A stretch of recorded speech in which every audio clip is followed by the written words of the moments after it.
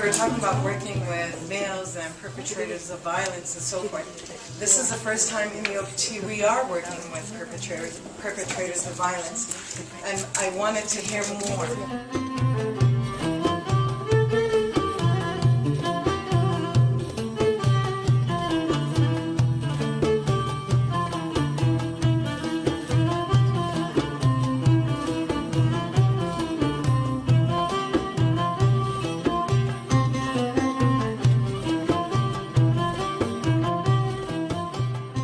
The law on gender equality was passed only in 2006 and go into on force in 2007. Even though gender equality is the new concept in Viet Nam, so we our staff in the government need to have a capacity in implementation. The best achievement is the approval of the law against domestic violence. In 2010 it has been approved by the National Parliament, and now we have two basic things we are trying, and it may be finished by the end of this year. Two national action plan, one for the gender-based violence national action plan, and another is for human trafficking. I think these two tools, along with the government capacity building, so we'll be able to reach reduce the gender-based violence and human trafficking.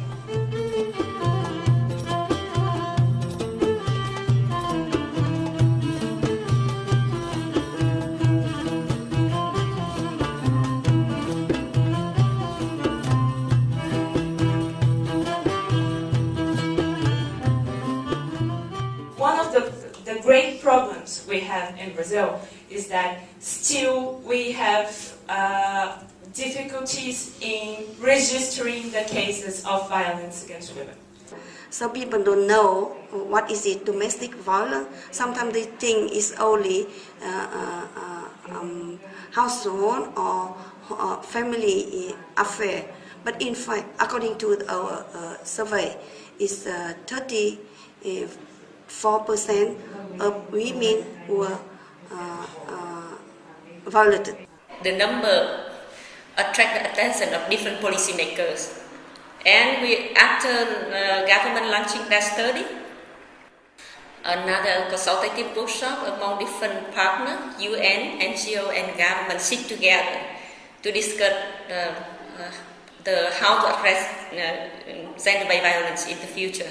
The percentages of violence against women in Morocco and girls aren't very different from many other countries worldwide. For us, the major result was the fact that it was endorsed by the government, conducted by the High Commissioner for Planning. It was the High Commissioner for Planning himself who was presenting the results and who was announcing that now the national survey is part of the national agenda of surveys. So it has been totally and absolutely, owned by the government.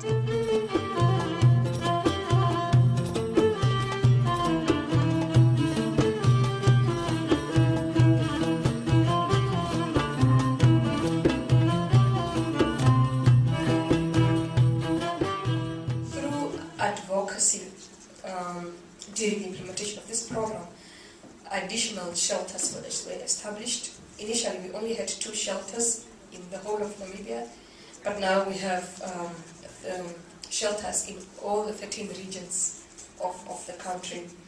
Women receive support from the program to be informed about their rights. They know that they can live without violence in their lives.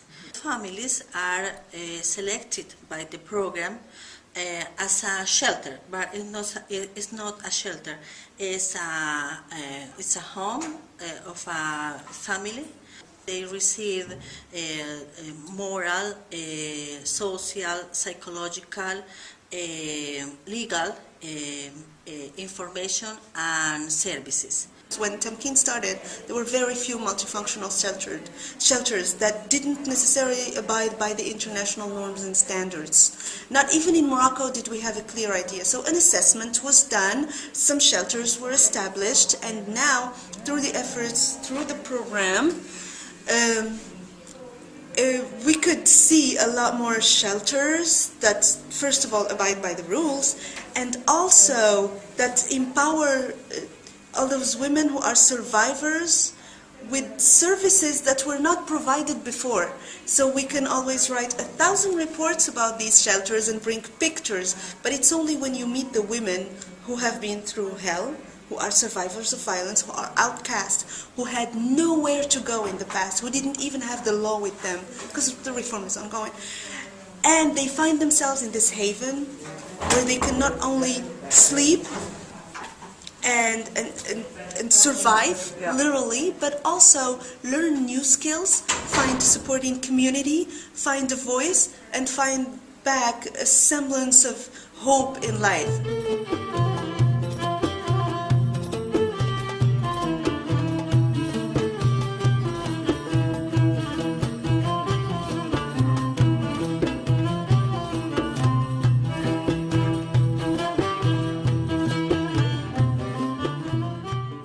Time that we have a program like this one, where you have like 7 UN agencies, 12 ministries. So if it is the first time that you have such a program, and it is the first time that you have 12 ministries and 7 agencies working together, you need patience.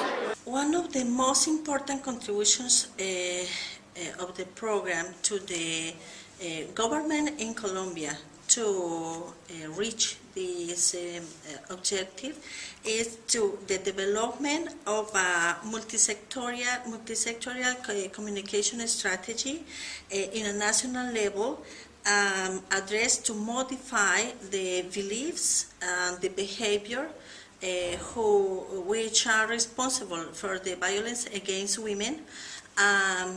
This strategy was designed based on a study, a baseline related to what the people think, what the people feel about the violence against women, not just what women think, but men.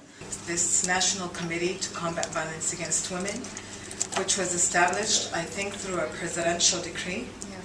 And it's comprised of 12 ministries, including Justice, Interior, Social Affairs, Health, Islamic or Religious Affairs. It has all the different ministries. And then a women's machinery, the General Union of Palestinian Women. So they were all part of this process, and I think for us, we feel this is a huge achievement. The greatest achievement of them all was the reinforcement of the role and mandate of the National Machinery for Women's Rights. So before Tamkeen, before the program, the Ministry of Social Development was trying to carry out its role of a coordinator when it comes to gender equality and women's empowerment and the fight against gender-based violence. And it hasn't been without difficulties, but Tamkeen came with a governance structure for the program that enabled the ministry to be present within, all the different committees at the level of different ministries, such as the Ministry of Justice, Ministry of Interior, Ministry of Finance, Ministry of Health, and be able to advocate for women's rights, to harmonize the efforts of all those different actors.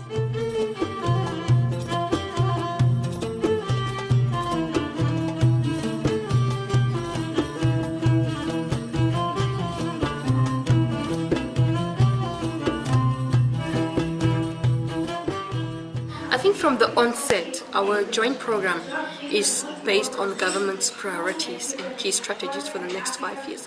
So that is number one. And in a way, it kind of guarantees that it will continue and that government will source additional funding to make sure that the activities take place.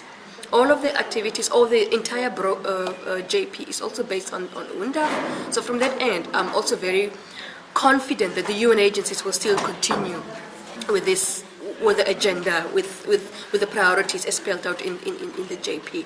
Initially, the program is funding the NGOs to bridging the reaching the people, so the victim can come, and also a lot of communication channel we are using to inform the people that here are the centers. take care of the victims of the gender-based violence and human trafficking. And in a process, we are also trying to sustain when the program will be ending, where the NGOs will get fund. So we are linking with the government so that this will be, the continue. It is not that the program finish and service center is finished, and also developing government referral protocol and systems.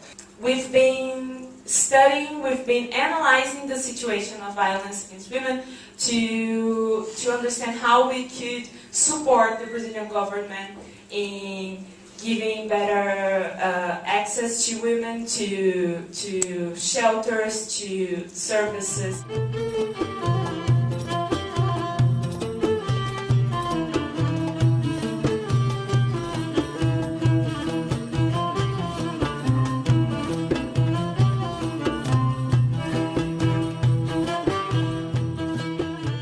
We may see that women are not aware of their rights, although there have been initiatives with UNDP, for example, that have aimed to foster the knowledge of women of their rights. But the program the joint program aims to continue also in this sense.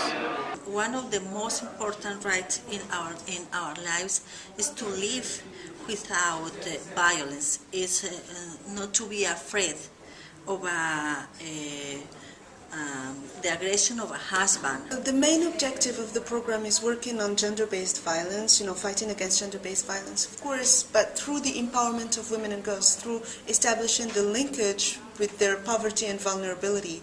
The key to breaking the cycle of violence against women is empowering them, and that's the philosophy of Tamkin as well. It's linking gender-based violence to the vulnerability and poverty of women.